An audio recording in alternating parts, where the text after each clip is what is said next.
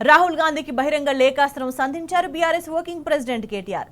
సరిగ్గా ఏడాది క్రితం కొలువుదీరిన మీ కాంగ్రెస్ సర్కార్ తెలంగాణను ఆగం చేయడమే కాకుండా తెలంగాణ అస్తిత్వాన్ని కూడా దెబ్బతీస్తుందని మండిపడ్డారు.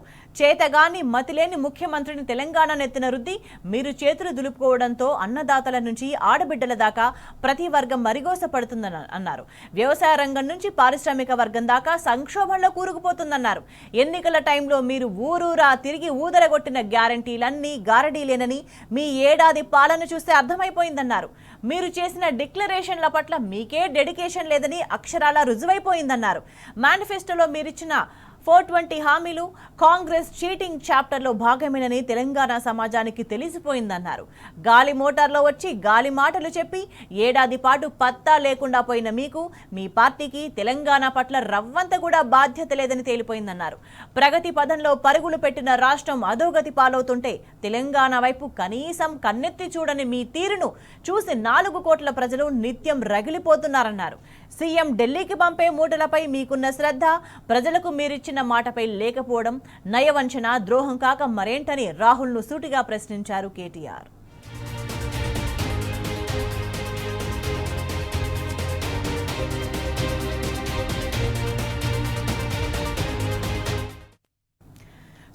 రాహుల్కు బహిరంగ లేఖ సంబంధించి మనకు మరింత సమాచారం మా ప్రతినిధి లివిల్ అందిశారు. లివిల్, కేటీఆర్ ఇందులో అన్ని అంశాలు ప్రస్తావించిండ్రు. రాహుల్ గాంధీకి సూటి ప్రశ్న వేసిండ్రు. తెలంగాణ సమాజం ఎట్లా ఫీల్ అవుతుంది, ఏ విధంగా కాంగ్రెస్ మోసం చేసిందనే దానికి సంబంధించి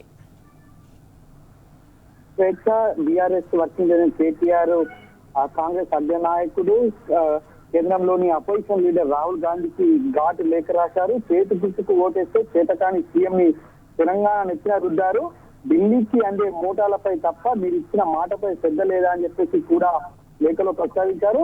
తెలంగాణ బతుకు చిత్రం అవుతుంటే ప్రేక్షక పాత్ర వహిస్తారా, నమ్మి అధికారం ఇస్తే ఆగం చేయడం కాక అస్తిత్వాన్ని దెబ్బతీస్తారా, గ్యారంటీలు సిక్కు లేదు, 420 హామీలు పత్తా లేదు, డిక్లరేషన్లకు అడ్రస్ లేదని చెప్పేసి ఎద్దేవా చేశారు. అన్నదాతల నుంచి ఆడబిడ్డల వరకు అందరూ బాధితులే, వ్యవసాయ రంగం నుంచి పారిశ్రామిక వర్గం వరకు వంచితులే.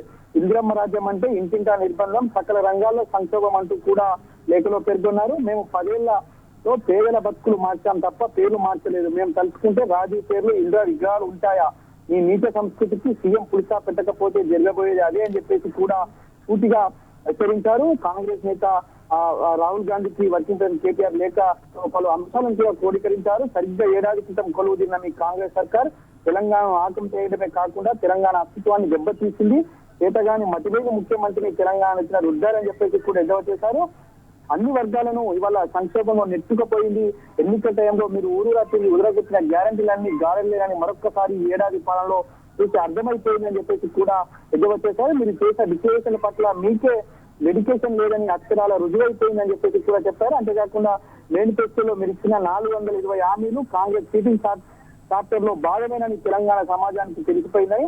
గాలి మోటార్లో వచ్చి గాలి మాటలు చెప్పి ఏడాది పాటు పత్తా లేకుండా పోయినా మీకు మీ పార్టీకి తెలంగాణ పట్ల రవ్వంతా కూడా బాధ్యత లేదని మరొక్కసారి స్పష్టమైందని, ప్రగతి పథంలో పరుగులు పెట్టిన రాష్ట్రం అధోగతి పాలవుతుంటే తెలంగాణ వైపు కనీసం కన్నెత్తి చూడని మీ తీరును చూసి 4 కోట్ల తెలంగాణ నిత్యం రగిలిపోతున్నారని చెప్పేసి కూడా లేఖలో ఘాటుగా స్పందించారు. సీఎం ఢిల్లీకి పంపే మూటలపైన మీకున్న శ్రద్ధ మీరు ప్రజలకు మీరు ఇచ్చిన మాటపై లేకపోవడం నయవంచనకు ద్రోహంకు కాక మరేంటి అని చెప్పేసి కూడా చెప్పారు. ఏడాది పాలన ఏ పేరు పిచ్చి చేసినా మోసం మీ నైజాం, అవినీతి మీ ఎజెండా, నియంత్రిత్వం మీ విధానం అని అడుగడుగునా తేల్చి చెప్పారని చెప్పేసి కూడా స్పష్టం చేశారు. అంతేకాకుండా మీరు ప్రేక్షక పాత్ర పరిమిత అయిన వ్యవహారంపై ఆదిలాబాద్ నుంచి అలంపూర్ వరకు ప్రజాగ్రహం వెన్నువెచ్చుతుందని చెప్పేసి కూడా ఈ లేఖలో స్పష్టం చేశారు. దేశానికి వెన్నుముకైన రైతన్నకు వెన్నుపోటు పొడిచిన దుర్మార్గపు పాలన మీది. కాంగ్రెస్ అధికారం ఇస్తే ఏకకాలంలో రైతులందరికీ డిసెంబర్ 9 2 లక్షల రుణాలు ఇప్పటి వరకు చేయలేని అతిగతి లేని ప్రభుత్వం మీదని చెప్పేసి కూడా చేశారు. అంతేకాకుండా బీఆర్ఎస్ హయాంలో అప్రతహితంగా కొనసాగిన పెట్టుబడి సాయానికి కాంగ్రెస్ రాగానే బ్రేకులు వేస్తారని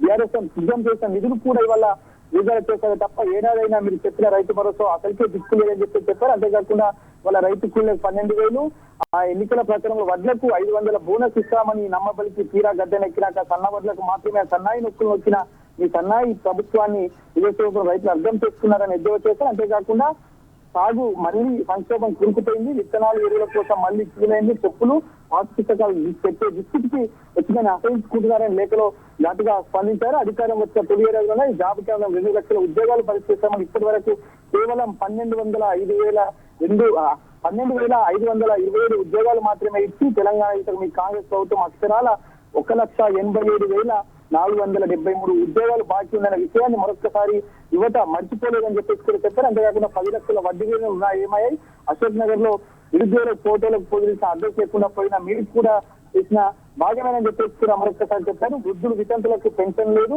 ఇటు హైదరాబాద్ పేరుతో హంగామా తప్ప నిరుద్యోగుల విలువ లేకుండా చేసిన ప్రభుత్వం మీదని చెప్పేసి కూడా చెప్పారు. మూసి బ్యూటిఫికేషన్ పేట 1,50,000 కోట్లు బ్యూటిఫికేషన్ కు ప్లాన్ చేసి పట్టబయలని చెప్పేసి కూడా లేఖలో పేర్కొన్నారు. అంతేకాకుండా కనికరం లేని ముఖ్యమంత్రి ఆదేశాలతో కాంగ్రెస్ సర్కార్ పూర్తిగా కేరఫ్ మార్చి ఉద్యమానికి కేంద్ర బిందువు ఉన్న తెలంగాణ భవన్ జనతా గ్యారేజ్గా మారిందని చెప్పేసి లేఖలో పేర్కొన్నారు. ఒకవైపు కూల్చివేతలే కాదు, బూటకపు ఎన్కౌంటర్ల పేరుతో కాల్చి చంపిన కాంగ్రెస్ సంస్కృతికి మరొకసారి తెలంగాణ అమలు చేయడం దిగ్భ్రాంతికరం అని చెప్పి చెప్పారు. అది ఎప్పుడు చూసినా రాజ్యాంగ విలువలు వల్ల వేసే మీకు ఆఫీస్ ఆ ప్రాఫిట్ నిబంధనలు ఉల్లంఘించి తమ భావమర్దికి లబ్ధి చేకూరే సీఎం తప్పించే దమ్ముందని చెప్పేసి కూడా సవాల్ చేశారు. అంతేకాకుండా ఉద్యమంలో కోట్లాది మందిలో పూర్తిగా తెలంగాణ తల్లి దివ్య భవ్య స్వరూపాన్ని అవమానించిన ప్రజలపై కాంగ్రెస్ తల్లిని సంవత్సరాలుగా బలవంతంగా రుద్దే ప్రయత్నం రేవంత్ రెడ్డి చేస్తున్నారని చెప్పేసి కూడా ఒక విషయం. అంతేకాకుండా గతంలో బలిదేవతను సోనియా గాంధీని ఇచ్చి ఇప్పుడు చిల్లర పన్నాగాలు తెలియపడని చెప్పేసి కూడా వాళ్ళ మరొకసారి స్పష్టం చేశారు. రాజు ఆరోగ్యశ్రీ, రాజు ఇంటర్నేషనల్ ఎయిర్పోర్ట్